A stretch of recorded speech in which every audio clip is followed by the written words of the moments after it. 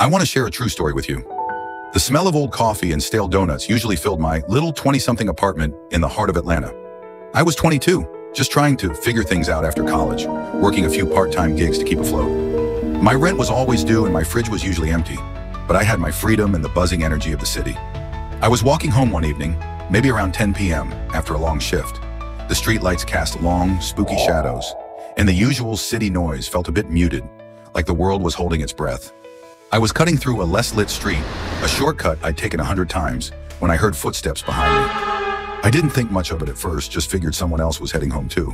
But then the steps sped up, and a cold dread started to prickle at my skin. Before I could even turn my head, a hand clamped down on my shoulder, spinning me around. He was a big guy covered in shadows, but I could see the glint of something metallic in his hand. My breath hitched. It was a gun. "Give me your bag," he growled, his voice rough and low. My heart hammered against my ribs, a frantic drumbeat. All I had was my old backpack, filled with my work uniform and a half-eaten granola bar. There wasn't much money in my wallet, maybe 20 bucks. But it wasn't about the stuff anymore. It was about the fear, the sheer terror of that cold metal pointed at me. My mind raced. Give it to him. It's just stuff.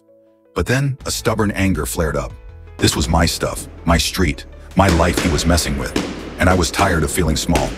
"Take it," I choked out, pushing my bag forward with one hand. But as I did, I swung my other arm up, aiming for his gun hand.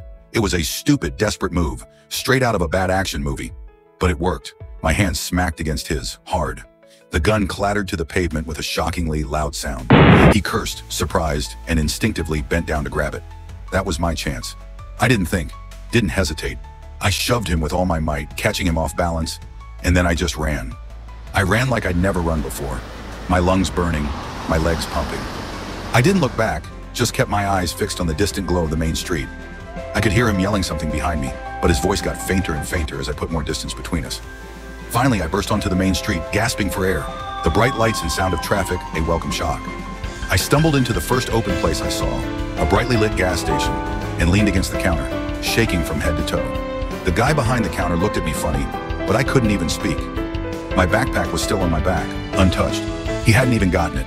The money was still there, the granola bar still intact. But something inside me had shifted. That night I learned that even when faced with pure fear, you can find a hidden strength. I was shaken, yeah, but I was also alive, and somehow a little bit tougher.